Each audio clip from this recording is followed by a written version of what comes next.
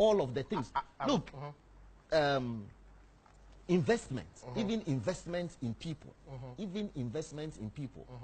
2016 figures, 2017, 2018 figures. We have invested more in the people of this country than we ever did. You've not.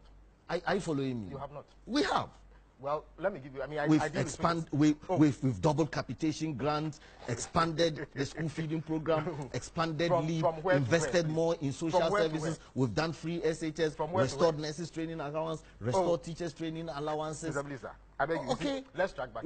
Reduce debt to GDP ratio. We've done all of those things in 1 year. Mr. Minister, let's track back a bit. You see, you are dealing with figures. I beg your pardon. Yes. That growth rate that you speak about. Yes. With the greatest respect to you. Yes. Your finance minister and everybody else. Yes. Your government knew next to nothing about it. Look, on the 2nd of November, 2016, President Mahama, yes, he inaugurated the Accra Digital Center. In his speech, he said that this economy will grow by 8% in 2017. President Mahama could not have divided into the future at that time. He was speaking on the basis of work that had been done and objective additions that were going to come on board to swell up our GDP. And you think that in the 2017 that we came, we didn't do any fundamental macroeconomic things all you needed that to do, pushed up all you needed to do was actually to do nothing and allow the processes that were in place to continue. That oil production, it is true.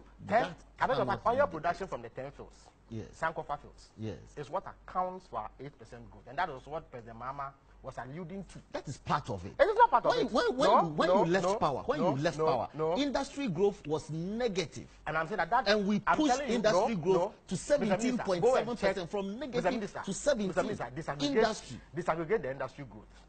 You will find that they add oil and gas production to industry. The oil and gas industry alone grew by 80.4% last year because of the 10 and Sankofa fields. The government statistician put out that information only last week. So when I say that you do next to nothing about it, that's what I mean. Don't just quote the figure.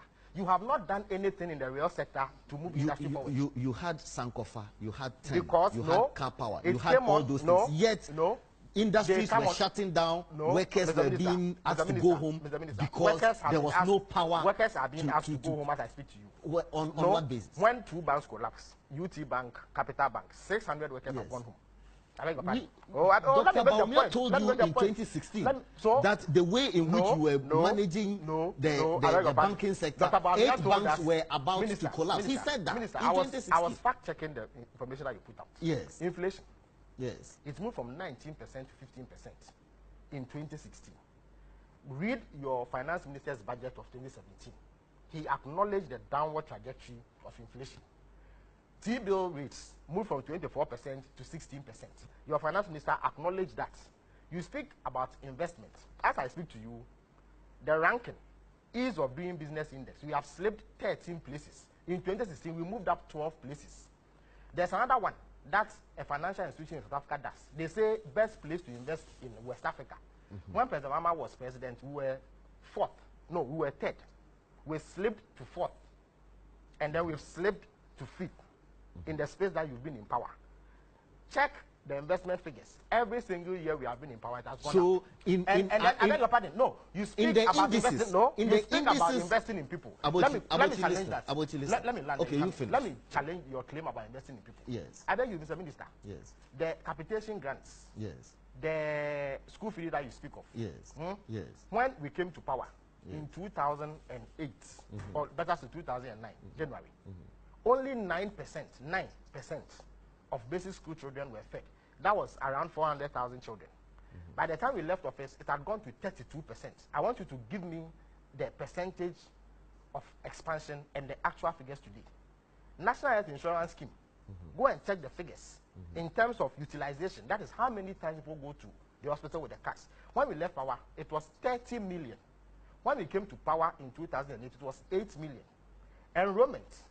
That's one of the things you see. And the 30 million people were able to utilize the cards? Yes, they utilized in 2016. I beg your pardon. Institutions were not even accepting the cards. Today, they are not able to access the cards because it is not available. They don't get the cards to begin with. Then you speak about investing in people in education. Yes.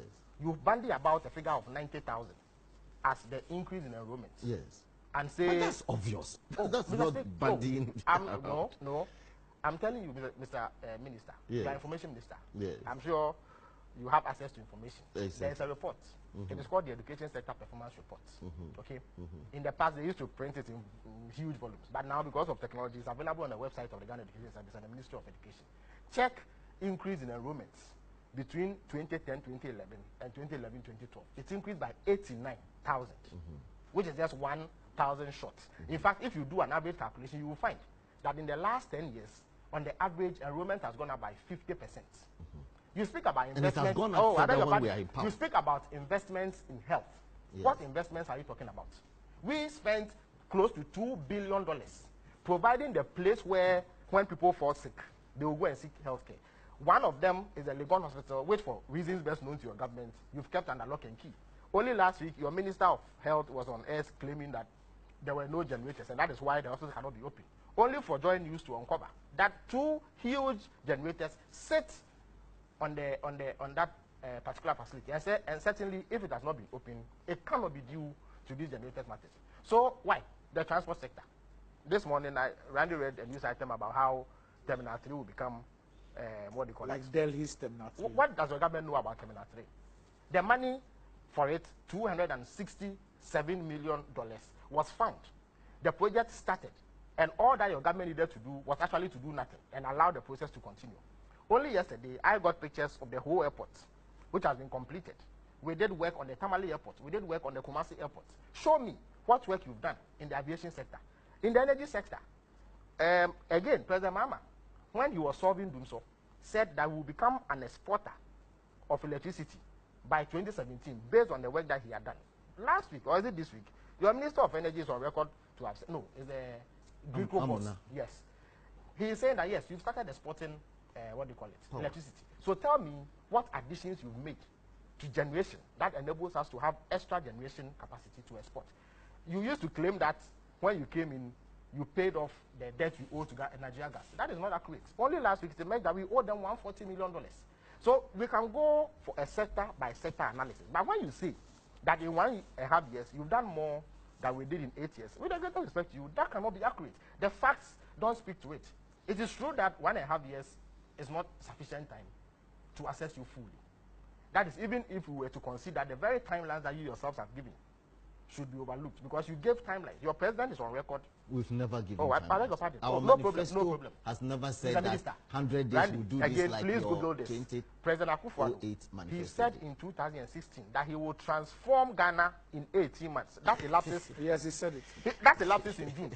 Again, with regards to one district, one factory, Mr. Minister, I can prove for you right now about 8 different timelines that the president, the trade minister, Mr. Mkalinzi, Madam Ohini Konedu, and others have given. You've put that on Absolutely. your Facebook. So why you say you've not given timelines? But those timelines. Exactly what do you mean?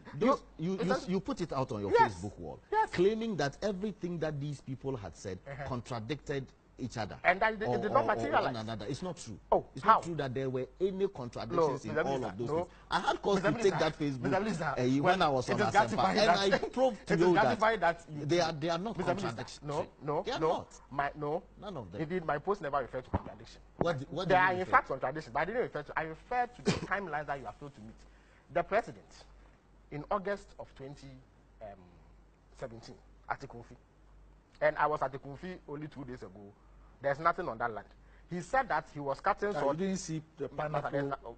Randy, they promised a factory, not a pineapple plantation. It will not be the first time that pineapple has been planted in Ghana. That whole enclave, they plant all manner of things. Pineapple. No, they've said that they do not want the commander situation where you finish the factory, Randy, but that you don't have the Randy, you don't have flawed the argument. You don't have the commander. It is a flawed argument. You don't have the raw material. The raw material. It's a flawed argument. They are sorting out the raw material. So by the time the factory is completed, it will have the raw material. Pineapple, it takes what, 3-4 months to ripen. So that 3-4 months has elapsed. Where is the factory? The Commander Sugar Factory with maintenance can last 100 years.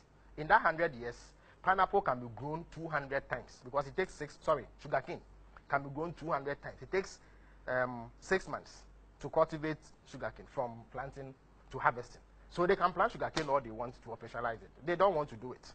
But the point I was making is that the president gave a specific timeline in the Kunfi that by the end of November, 51 of those factories would have started. Mr. Minister, not a single factory started.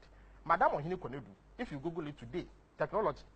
In June 2016, said that she had the money she needed. Not 2016. Oh, sorry, 2017. I beg your pardon. Yes. In June 2017, said that she had the money she needed, and so 10 of those factories would take place in June. Madam Hawa Kumsin, when you come to the one district, sorry, IPEP, 1 million per constituency, she is on record. That, and she spoke in June. She says August, first week of August, the disbursements will start. So when I speak of timelines, I'm speaking on the basis of what your own officials have said. You fail to acknowledge that the same Madam Gifty Ohine Kunedu has subsequently given reasons why the 51 didn't materialize, and has said that because of that, she won't give timelines. And that government was now dealing with local banks. But that was and thankfully, all the local banks have set up units or desks for the 1D, 1F. That was the matter. So where were the local banks in the scheme of things when the president was making that promise? In any event, were we the ones who forced Vice President Bawumia to tell us that he had gone to China to secure $19 billion, and part of